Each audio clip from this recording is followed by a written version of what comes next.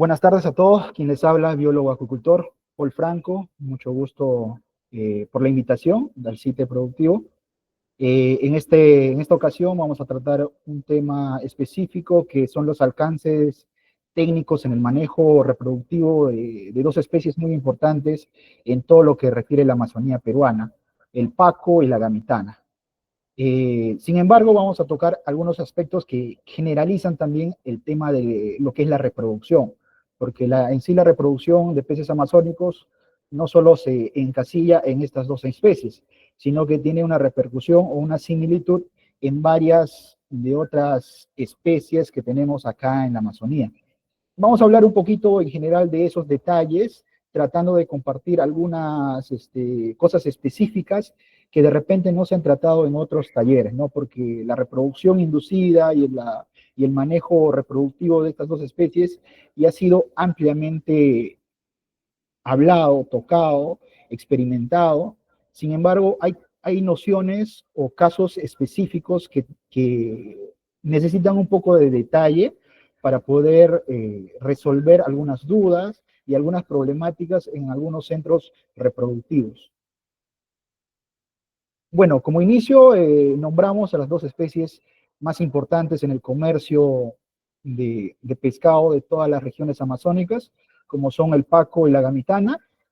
Y en general nosotros realizamos la reproducción de estas especies. ¿Para qué? Para que estas mantengan un stock permanente de productividad. Generalmente en biología se llama todo el proceso de reproducción. Es los organismos en sí buscan la reproducción. ¿Para qué? Para asegurar y perpetuar la continua generación, la especie permanezca a lo largo del tiempo. Entonces nosotros aprovechamos esta actividad para hacer manejos en laboratorios diseñados específicos y también adaptados, ¿no?, a las necesidades que requiera la especie. Eh, como les venía diciendo, ¿por qué realizamos la reproducción? La reproducción la aplicamos en distintas especies. Eh, Llámese paco, gamitana, boquichico, sábalo. eh, ¿Para qué?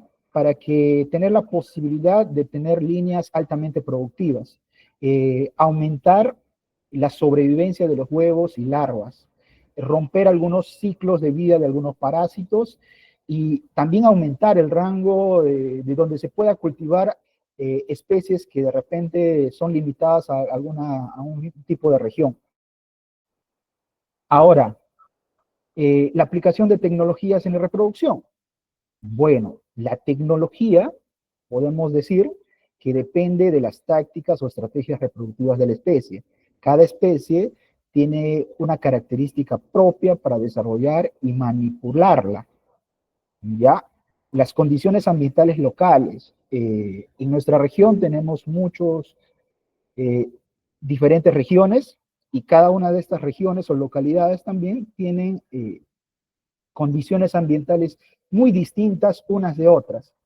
San Martín, Ucayali, Coreto, Madre de Dios, tienen diferentes tipos de condiciones ambientales, llámense lluvias, penetración de luz, friajes, temperaturas de horas de sol también, son diferentes.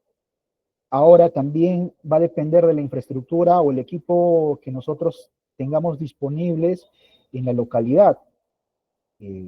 Y además que el personal que realice todas estas labores tenga una capacitación y tenga la habilidad para poder desarrollar esta acción. Por lo general, con todo lo descrito, no podemos decir que existe una tecnología estandarizada. Cada uno de los profesionales realiza su metodología o sus trabajos de acuerdo al ambiente o a todas las características que ya se han mencionado. Las adapta, las transforma y puede desarrollar recién este proceso reproductivo. Bueno, la fisiología reproductiva en general de los peces está basada en los factores medioambientales. Aquí en el esquema podemos ver, ¿no?, que los factores medioambientales son luz, la temperatura, factores también como humedad, presión atmosférica, fotoperiodo y diversas otras acciones del medio ambiente. Estas acciones del medio ambiente son estimuladas, mejor dicho, estimulan al cerebro. El cerebro a esas condiciones medioambientales las transforma en mensajeros, y esos mensajeros son las hormonas, ¿no? Esas hormonas van a derivar, en este caso, a la reproducción. Vemos el esquema que es el proceso de maduración de las hembras, de los peces, de acuerdo a las condiciones ambientales. Estas condiciones ambientales que se transforman en mensajeros en el cuerpo. Esos mensajes son recibidos por el cerebro los transmite al hipotálamo, el hipotálamo da las órdenes para que se fabriquen las hormonas. Estas hormonas son enviadas a los distintos órganos, en este caso las gónadas, para comenzar a hacer el proceso de maduración de los huevos. Pero todo está ligado siempre a las acciones del medio ambiente. Tener en cuenta que para nosotros hacer la reproducción tenemos que tener en cuenta que... Creo que era como la Z, ¿verdad? Disculpen, ya. Bueno, continuamos. Bueno, nuevamente retomando, le decía, en la parte de reproducción siempre tenemos que tener en cuenta a la especie en sus dos géneros, macho y hembra. Cada uno tiene características diferentes para la manutención. Si bien el patrón general del desarrollo de los gametos es casi similar para la hembra y para el macho, porque en la hembra formamos los óvulos y en el macho formamos el espermatozoide, ¿cierto? Todo eso acarrea un proceso largo para que se pueda llegar a la maduración, en este caso, de la hembra de los ovocitos, en el otro caso del macho de los espermatozoides. ¿Ya? Es un proceso biológico natural que se da en muchos animales, que es casi lo mismo, pero ¿qué tenemos que tener en cuenta en tal sentido de que tengamos buenos productos sexuales, buena calidad de estos gametos, de buenos óvulos, buenos espermatozoides? Aquí en la imagen vamos a ver derecha e izquierda.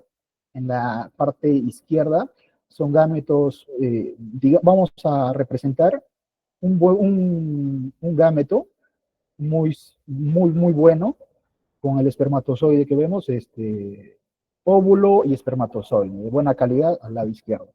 Pero ¿qué ha llevado a tener unos productos sexuales de buena calidad?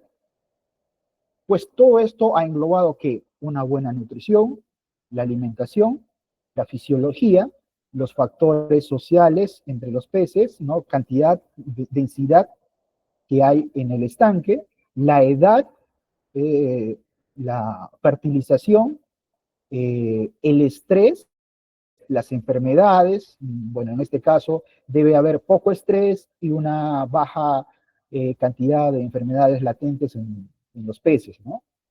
Factores físico-químicos también del agua. Todos estos factores influyen que en la calidad del producto sexual, del producto de la hembra, que es los óvulos, y el producto de los machos, que ese es el espermatozoide. ¿Qué pasa si no tenemos una unión de todas esas condiciones? Tenemos los productos sexuales malos huevos, malos espermatozoides. ¿Por qué? Porque no ha habido una buena nutrición, no ha habido una buena densidad de siembra, no ha tenido una buena alimentación, la calidad genética de repente ha sido mala, los factores físico-químicos en el agua estaban muy fluctuantes. Entonces son condiciones que nosotros tenemos que tener para poder aprovechar el desarrollo y la maduración de nuestros individuos que son destinados a la reproducción. Bueno, continuamos con el manejo de esto. ¿Qué pasa si tenemos un buen manejo de todos los factores alimenticios, nutricionales, que no estresen, los factores físico-químicos estándares? Vamos a tener un desarrollo de la maduración muy regular, muy bueno.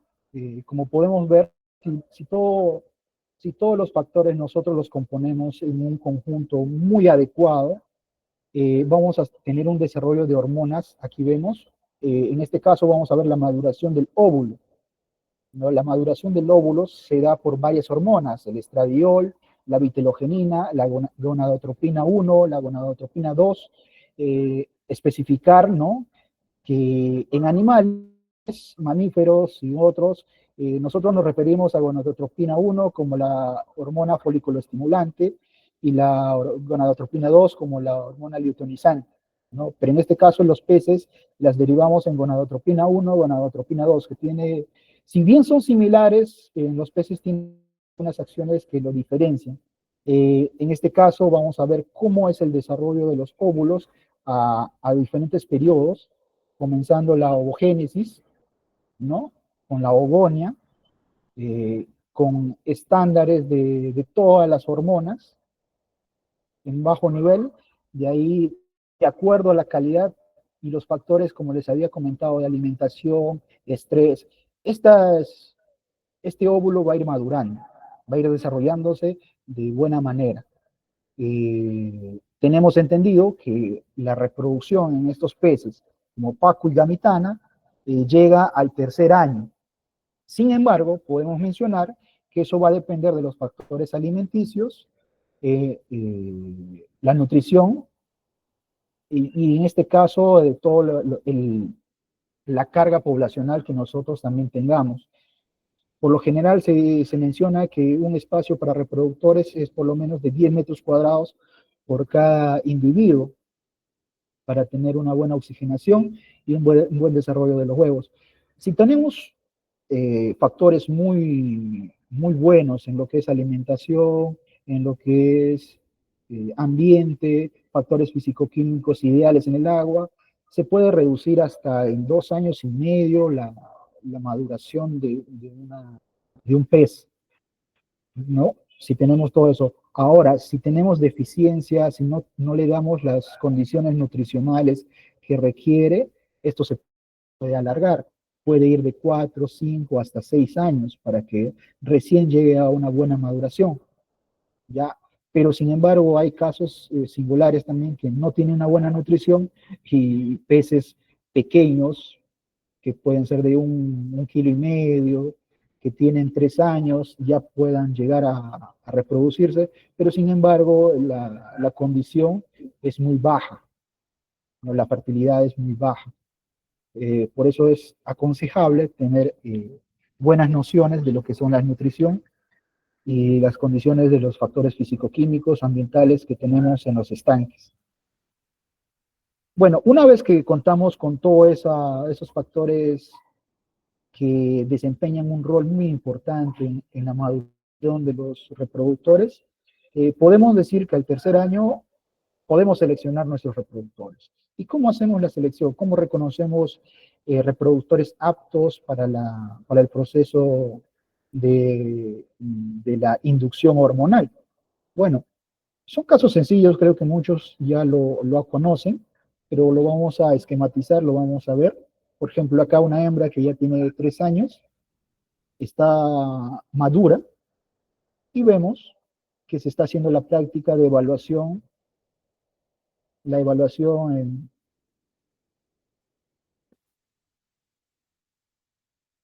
palpando, vemos que la hembra está abultada, eso por la producción de huevos, ¿no? Y está al pasar la mano, al pasar por el vientre, se nota una pequeña flacidez. Eso ya nos da a entender que esa reproductora ya puede ser sometida a inducción hormonal.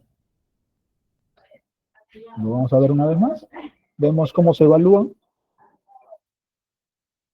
Pasamos un poco también para también ver que no tenga algún contenido estomacal que pueda sentir, que son los alimentos, ¿no? Siempre recordando que para hacer un monitoreo se deja de alimentar 1 o 2 días antes. Bueno, en caso anterior hemos visto un Paco hembra, Por lo general los pacos no dan una característica de la papila genital dilatada o enrojecida. En este caso vemos a una gamitana que sí, si bien la gamitana no tiene una característica de que se hincha mucho el abdomen, pero sí la papila genital se enrojece y tiende a dilatarse, ¿no? Es una característica también de la gamitana. Acá vemos una gamitana con la papila genital dilatada, característica ya de la maduración. Ahora, en caso de los machos maduros, hacemos una prueba de que hacemos que, nuevamente, para ver cómo se estruja levemente el vientre para ver qué, para observar la expulsión de esperma. Ahí vemos que ya un macho maduro, una pequeña, a un pequeño estrujamiento del vientre, ya expulsa lo que es el producto sexual, el esperma. Ese macho ya está con condiciones para ser sometido a la inducción. Acá tenemos la gamitana macho.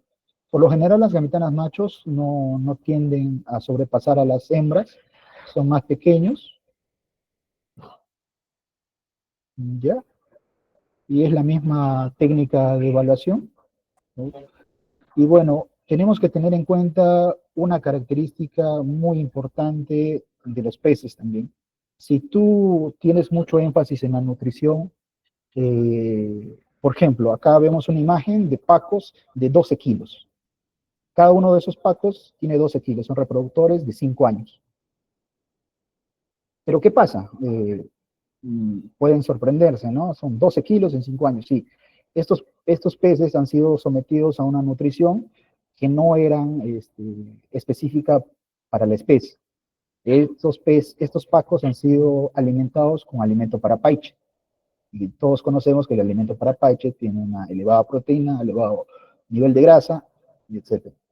En este caso han sido alimentados durante casi toda su vida con ese alimento y, y, y podemos observar que la dimensión, el tamaño de los pacos es extremadamente grande. Entonces, para un proceso de reproducción, esto ya no es muy manejable.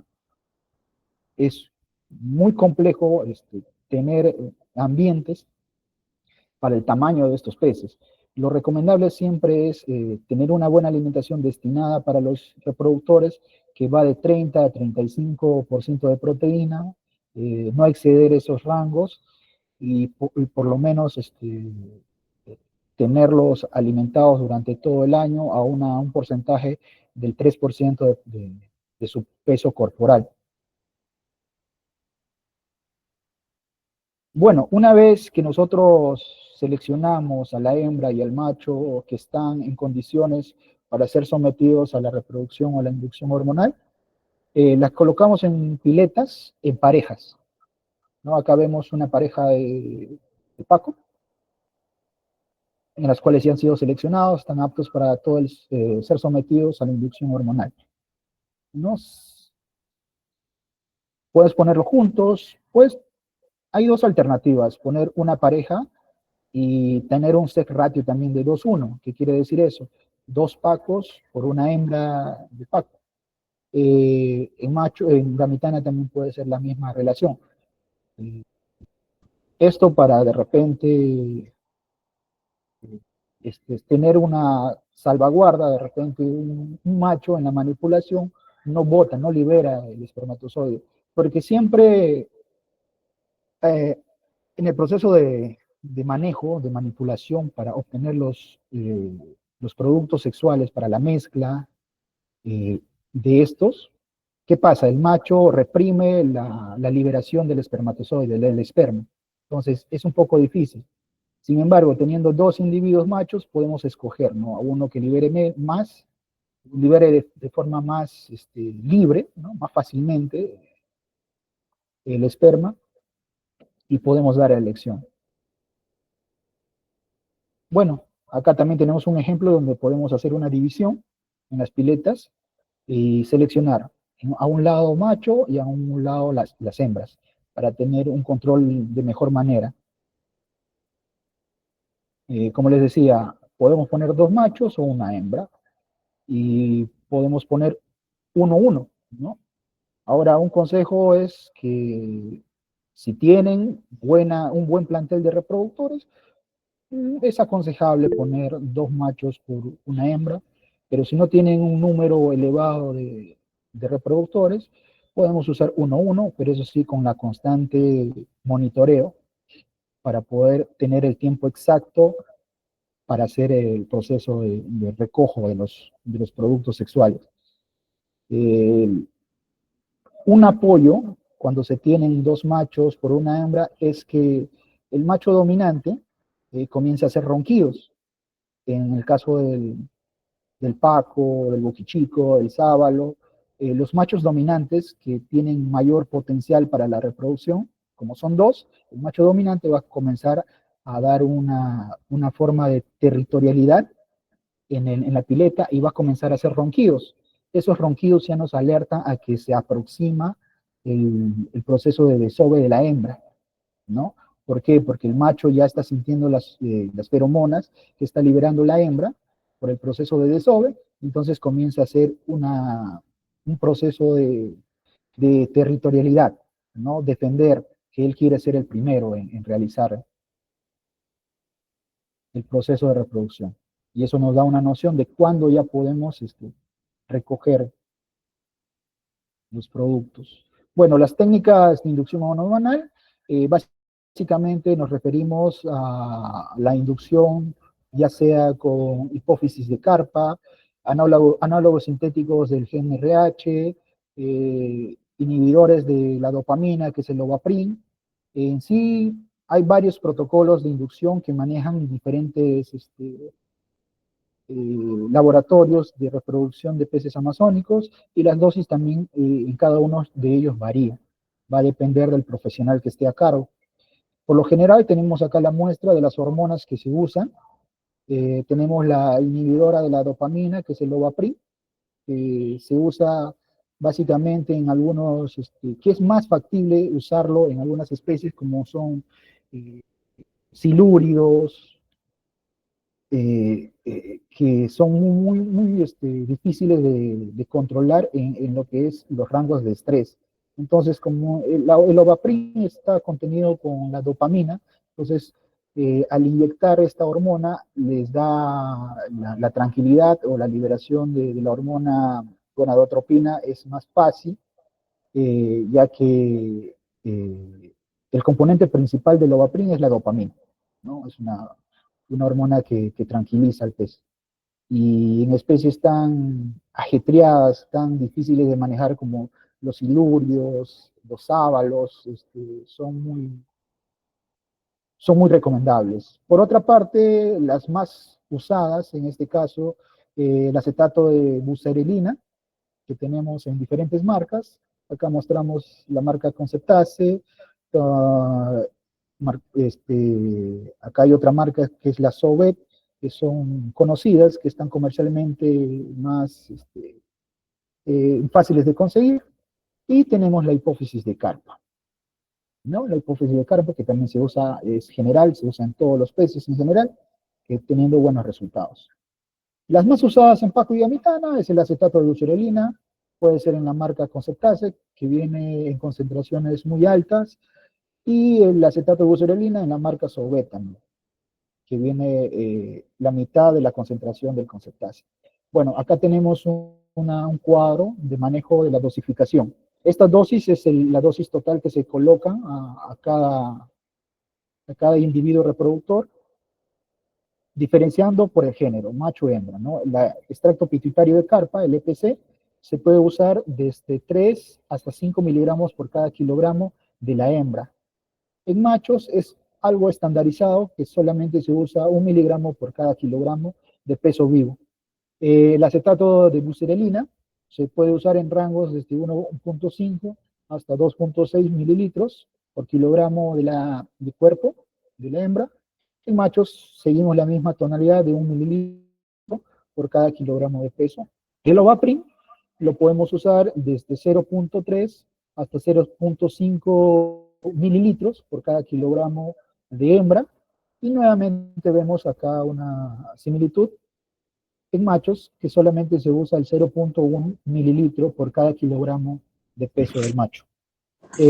Ahora, esto es una dosis total. Esta dosis total, por lo general, nosotros la repartimos en dos partes. Se reparte en dos partes, una que es una pequeña parte que es el 10% del total, que nosotros la denominamos estimulante. ¿Por qué? Porque estimula a que todo el aparato reproductor se prepare a lo que va a venir después, ¿no?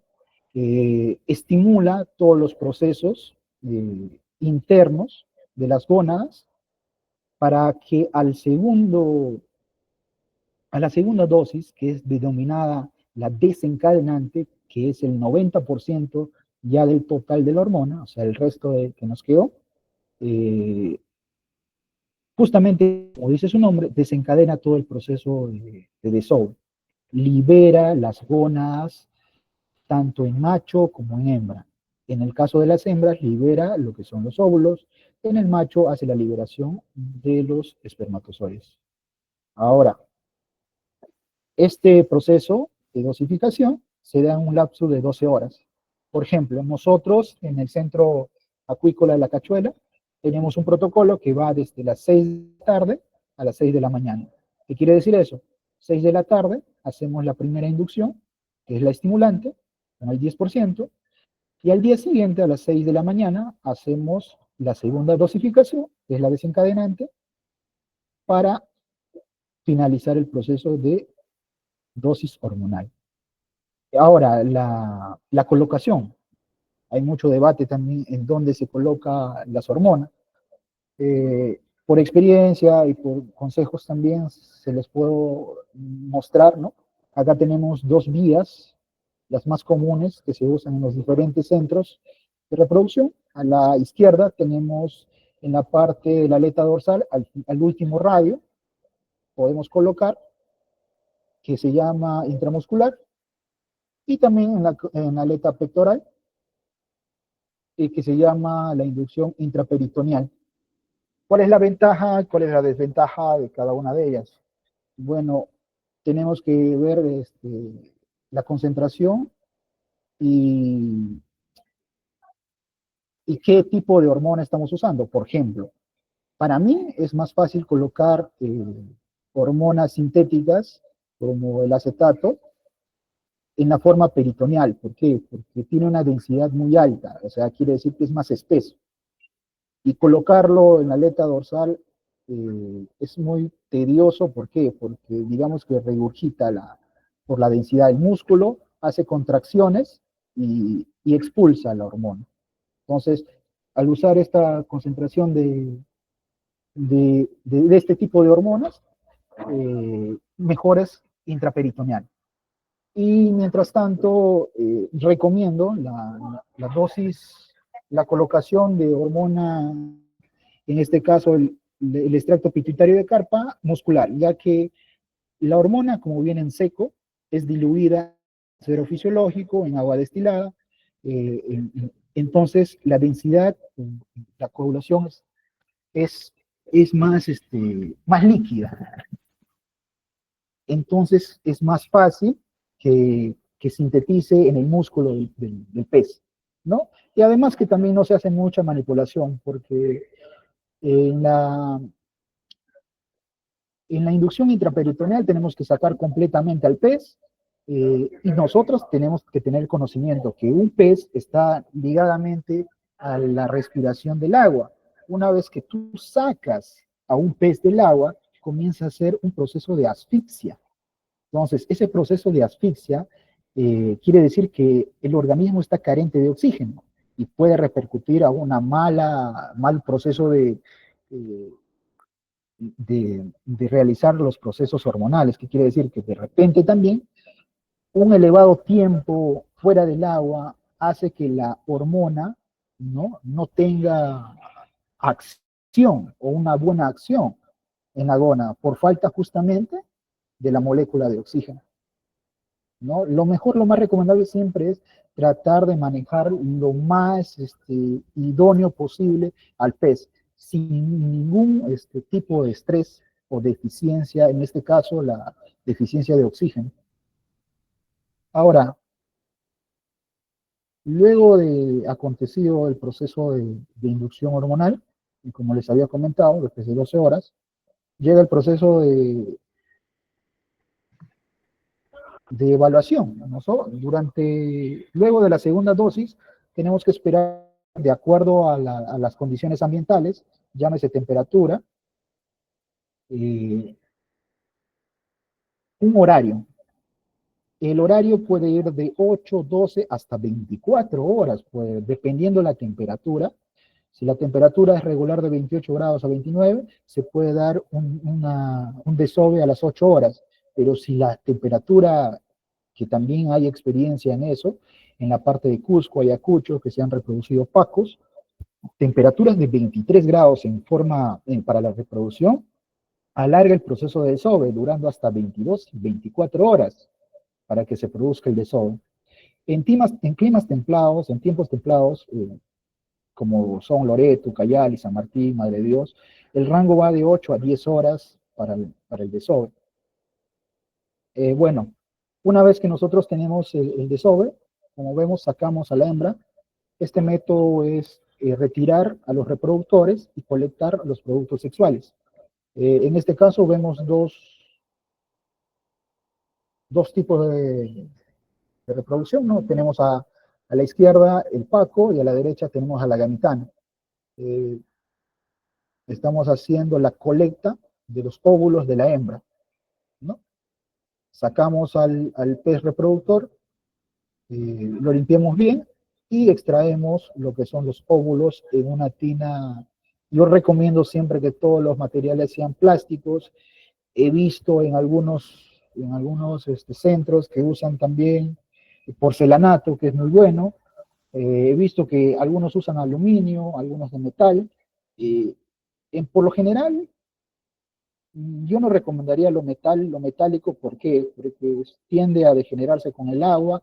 Y otra situación es que los óvulos son sensibles a los metales. ¿Qué quiere decir? En muchos de los casos se produce el cierre del micrópilo antes del proceso de la entrada del espermatozoide, dado que el óvulo es, no le gusta mejor dicho, la aleación, en este caso de aluminio, metales, y bueno, produce que el micrópilo, que es la entrada del espermatozoide, la puerta de entrada del espermatozoide hacia el óvulo para que se dé la fertilización, se cierre más rápido de lo normal. Es por eso que yo no recomiendo que se trabajen con metales. Bueno, una vez que nosotros colectamos los dos productos sexuales como óvulos y espermatozoides, hacemos la mezcla, la unión de estos dos productos, ¿no? Podemos usar, en este caso, estamos usando una pequeña pluma para hacer la mezcla. Se trabaja con instrumentos que sean muy delicados para todos estos productos, como son el óvulo, que son muy sensibles. Podemos usar, ¿no? Cucharas plásticas, claro que sí, pero siempre recomendando, si tienen a la mano algo más sensible, más propicio para hacer este trabajo, realizarlo con eso. Por ejemplo, acá tenemos una pluma de un ganso, de un pato que se cría en las granjas, ha sido esterilizado, previamente ha sido esterilizado para tener el uso en esta acción, la mezcla de los gametos. Entonces, este proceso dura hasta 2 a 3 minutos, ¿no? Comenzamos a mezclar e integramos completamente o hacemos la fertilización de estos. Bueno, una vez que terminamos este proceso, hacemos lo que es el proceso de hidratación. El proceso de hidratación también puede ir fuera de las incubadoras o dentro de las incubadoras. Y dentro de las incubadoras hay diferentes tipos, ¿no? Tenemos incubadoras de 60 litros. Acá vemos una imagen que corresponde al CITE. El CITE tiene un centro, un área de lo que es reproducción de peces amazónicos, el cual pueden solicitar ¿no? Para las personas que tienen de repente ejemplares en etapa de reproducción, pueden solicitar, pueden hacer una coordinación, un convenio, para que si no tienen la posibilidad de armar el laboratorio, ellos poseen un sistema de todo lo que es incubación y manejo de reproductores para ser desarrollado. Acá en la parte de arriba tenemos el Centro Acuícola de la Cachuela, que cuenta con 16 incubadoras de 200 litros de flujo ascendente, donde son recepcionados los productos sexuales, mejor dicho, ya los huevos fertilizados, ¿no? Son colocados.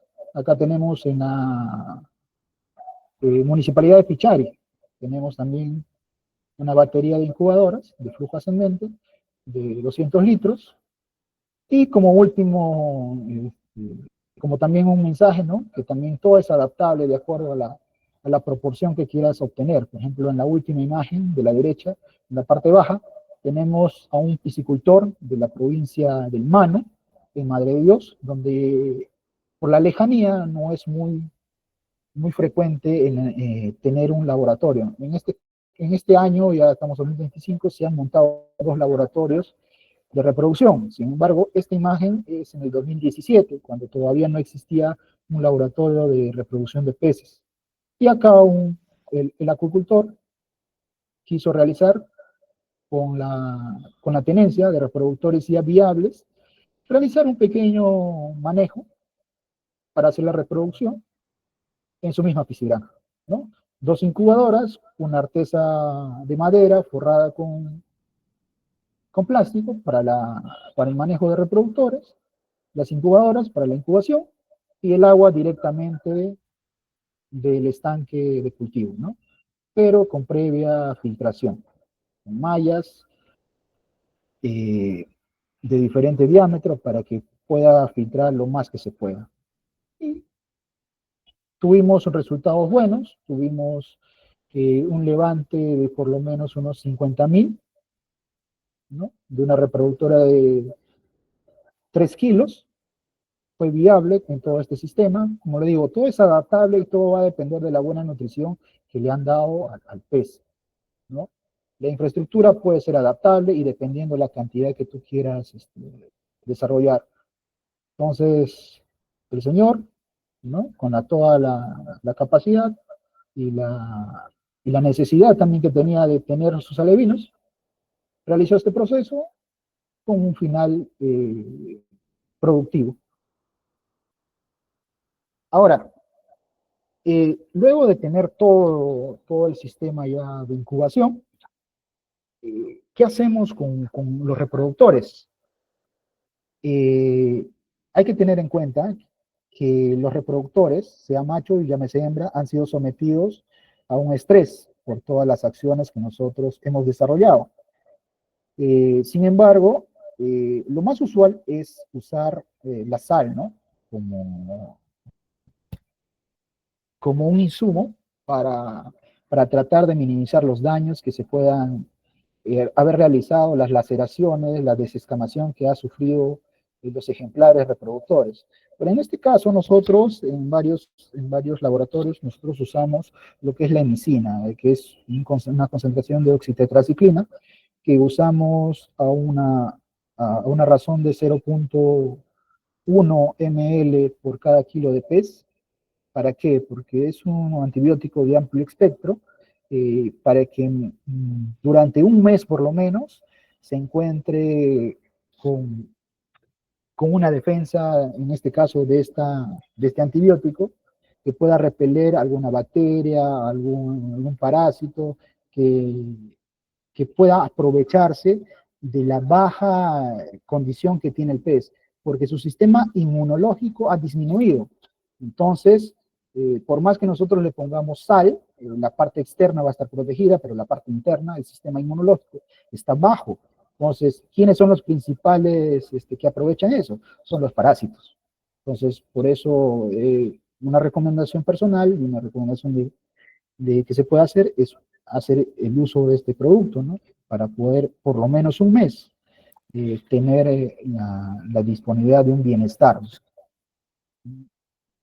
Y bueno, Como les decía, luego de la incubación, eh, los peces a la hora de eclosionar van a nacer con una forma básica, no van a tener estructuras o órganos que se han desarrollado, solamente es el embrión que está moviéndose, que está creciendo. Ahí vemos cómo van, van rompiendo los huevos, ¿no? Una vez que ellos ya se forman, van rompiendo los huevos y entonces las cáscaras van quedando como suciedad. Y al final vamos a tener esto, una producción masiva, ¿no?, de larvas, en este caso vemos que son de Paco, ¿no?, que tienden a nadar de forma vertical, hacia arriba. ¿Por qué? Como no tienen todavía los órganos de equilibrio formados, no tienen ningún órgano formado, no tienen la boca, no tienen los ojos, no tienen los intestinos, pero eso sí, nacen con una reserva alimenticia que les dura en promedio de 3 a 4 días, que es el saco vitelino. Durante esos días, ellos van a terminar su formación estructural, su morfología, el intestino, la boca, los ojos, el sistema de equilibrio, la línea lateral, van a ser formados y recién van a poder nadar de forma horizontal. Bueno, y una vez que nosotros tenemos la eclosión, los mantenemos en ambientes, en artesas, por lo menos unos 2 a 4 días, alimentándolos con fitoplancton en primer momento, luego de rotíferos, y si tenemos la disponibilidad de Artemia salina, lo nutrimos con Artemia salina. Y bueno, después de 4 días ya esas larvas, convertidas en unas poslarvas con todas las estructuras definidas, con un nado horizontal, ya pueden ser sembradas en los estanques. Pero ¿qué tenemos que tener en cuenta en los estanques de tierra? Antes de haber sembrado, tenemos que tener un buen secado, un buen encalado y una buena fertilización. Y la fertilización es primordial. ¿Por qué? Porque es el alimento que va a dotarlas durante las principales semanas en el estanque. En este caso vemos una imagen grande, que es una microalga. En este caso tenemos el Esenedesus. Es un alga que mide entre 8 a 12 micras, que es propicia para las primeras etapas de las poslarvas. ¿No? Tienen el diámetro suficiente para que sean consumidas por las poslarvas y tienen los nutrientes esenciales para que se pueda desarrollar esa poslarva, ¿no?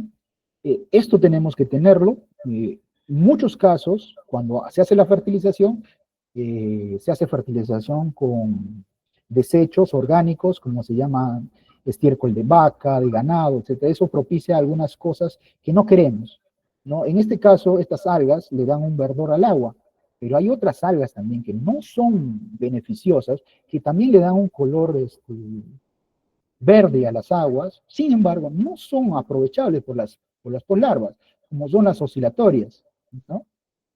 Y eso proviene básicamente del estiércol de ganado, etc. Por eso no es recomendable, ni la autoridad sanitaria en pesca y agricultura recomienda ya, está prohibida el uso de todo desecho orgánico, como vacaza, gallinaza, estiércol de chancho, no, está prohibido para la fertilización de estanques de tierra. Y lo mejor es hacer una fertilización, puede ser una fertilización química o una fertilización desarrollada también en un laboratorio, haciendo uso de algas, eh, que es muy productivo y que fomenta el mayor desarrollo en las poslarvas de la gran mayoría de peces amazónicos. Bueno, y al final de todo el desarrollo de todo este proceso tenemos, después de 30 días de haber sembrado los estanques, los alevinos. Acá tenemos en el centro acuícola la cachuela, ¿no? Tenemos ya el levante, Después de 30 días tenemos individuos hasta de 10 centímetros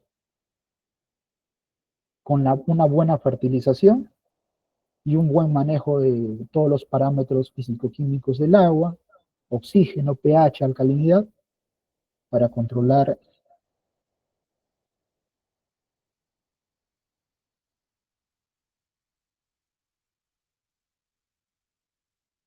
Bueno, y eso sería todo, más bien la parte más rica de todas las charlas es la parte de preguntas, porque cada uno debe tener experiencia, debe tener algunas eh, cosas que han pasado, ¿no? En sus diferentes laboratorios, en sus diferentes zonas, y podemos compartirlas para ver qué tipo de soluciones o a qué se deben algunas problemáticas que se dan en algunos sectores.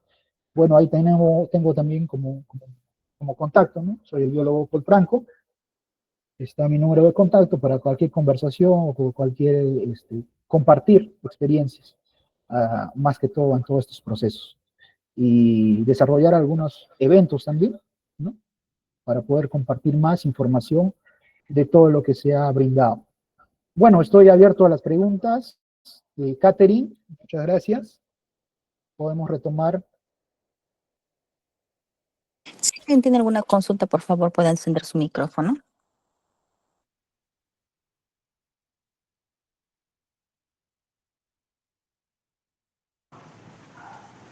Muy buenas tardes. Hola, buenas tardes. ¿Es recomendable el mantenimiento de reproductores en geomembrana y utilizar aireación mecánica adicional? Claro, mira, hay un aspecto muy importante de lo que son las geomembranas. Vamos a definir geomembrana en tipos circulares o revestimiento de geomembrana.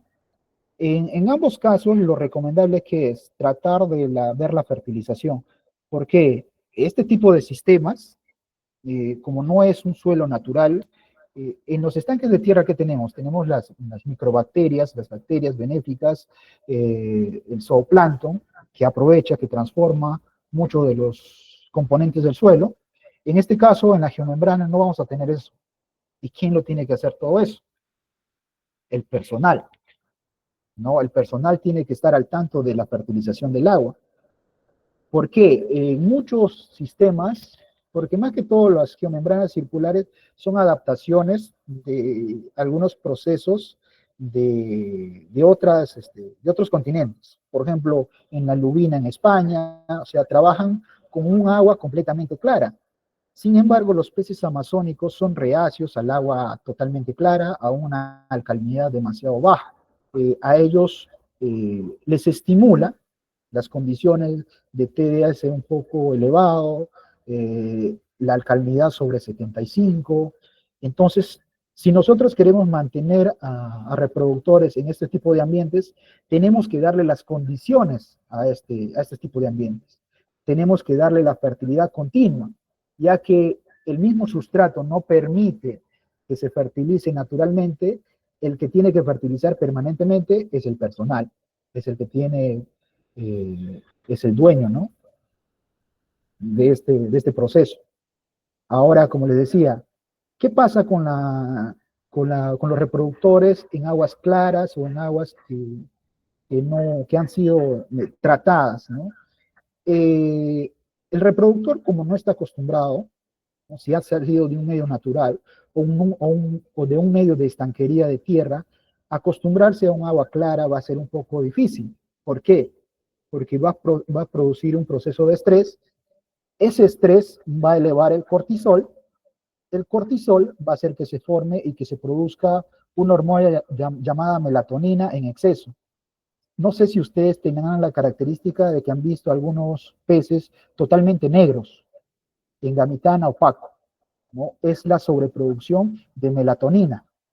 Entonces, esa producción de melatonina inhibe también el factor de la reproducción, inhibe la producción de gonadotropina para que se pueda desarrollar la maduración. Entonces, hay que tener en claro, hay que tener un buen manejo del agua más que todo. Bueno, eso sería lo recomendable, ¿no? Se puede, pero teniendo en cuenta que el manejo es totalmente del personal. Tiene que tener en cuenta eso.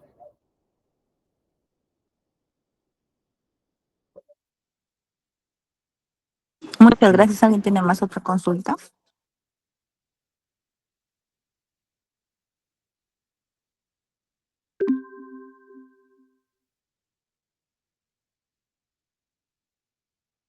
Buenas tardes. Sí, buenas tardes. Buenas tardes. David García de Colombia. Nos estabas compartiendo la experiencia que tienes con respecto a la inoculación de los estanques con algunos microalgas.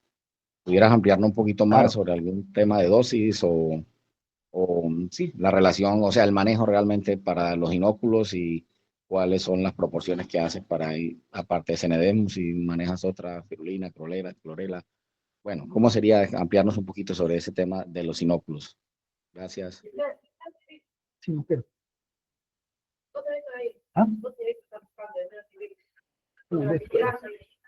Estoy en charla. Bueno, sí, disculpe. Ahora. Bueno, disculpen, sí, de los inóculos de clorela, Esenedesmus, etc., de diferente. Bueno, les había mencionado el Esenedesmus, la clorela también es un alga que es muy, muy beneficiosa para el levante de las poslarvas, porque tienen los diámetros o el crecimiento final de acuerdo a la necesidad del pez. La relación en sí también tenemos que tener en cuenta que vamos a ponerlo en un área donde vamos a sembrar 100.000 poslarvas de paco, gamitana o lo que queramos, ¿no? Tenemos que tener una producción de algas, ¿para qué? No solamente para que lo consuma el pez, sino para que lo consuma el zooplancton, los rotíferos, porque al cabo de 3 días, los peces van a dejar el alimento de fitoplancton a los 3, 5 días. ¿Por qué? Porque tienen un crecimiento exponencialmente alto. Entonces, la boca ya va a crecer a un rango donde le va a ser insuficiente la absorción de este fitoplancton. Entonces, va a comenzar a comer un alimento más idóneo a su capacidad, que son los rotíferos. Entonces, pero estos rotíferos necesitan del fitoplancton para poder seguir haciendo un círculo de producción dentro del estanque, ¿no? Y la relación es la siguiente. Si nosotros colocamos una siembra de 100.000 poslarvas de la especie que nosotros estamos manejando, tenemos que tener por lo menos 10 millones o 10.000 millones de células de fitoplancton. ¿Para qué? Para que cubra la necesidad de los rotíferos y de los peces netamente. Ahora, si hablamos en lo que es volúmenes de agua, en un espectrofotómetro, ¿no? Hemos determinado que la cantidad de la concentración de microalgas en un agua verde es de 10 metros cúbicos, ¿no? De esta productividad fitoplanctónica para poder cubrir la necesidad de los peces. Y si hablamos de rotíferos, es de 1 metro cúbico para que pueda aprovecharse también del fitoplancton. Y eso hay que tenerlo muy importante porque es la primera cadena trófica de todo el sistema acuícola, ¿no? Fitoplancton, rotíferos y peces. Es una cadena. Bueno, si bien el pez también come fitoplancton, pero en algún momento va a dejar de comer esto y va a pasar a los zooplancton. Entonces, sin embargo, el rotífero va a continuar consumiendo el fitoplancton para que se siga produciendo. Es un ciclo que se da en el mismo estanque y hay que tener conocimiento de eso. Y eso se tiene que hacer, previamente se tiene que hacer una inoculación en un laboratorio.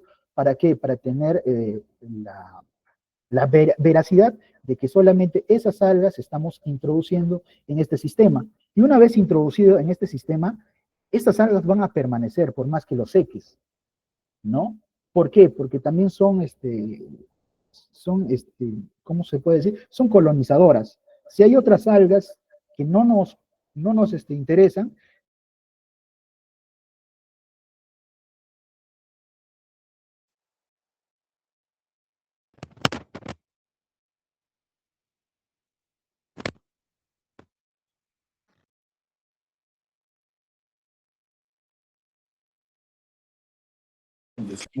En nombre del director de Sitio Productivo San Martín, queremos expresar nuestro más sincero agradecimiento de verdad al ponente por la excelente exposición y esperemos que en las siguientes charlas o capacitaciones también podamos contar con tu apoyo. Muchísimas gracias, Paul, de verdad. Y a los participantes, por favor, se les pide llenar su lista de entrada, lista de salida y su encuesta de satisfacción que se encuentra en el chat para que así puedan obtener su constancia y también se les envía al correo electrónico la grabación de esta charla. Muchas gracias a todos.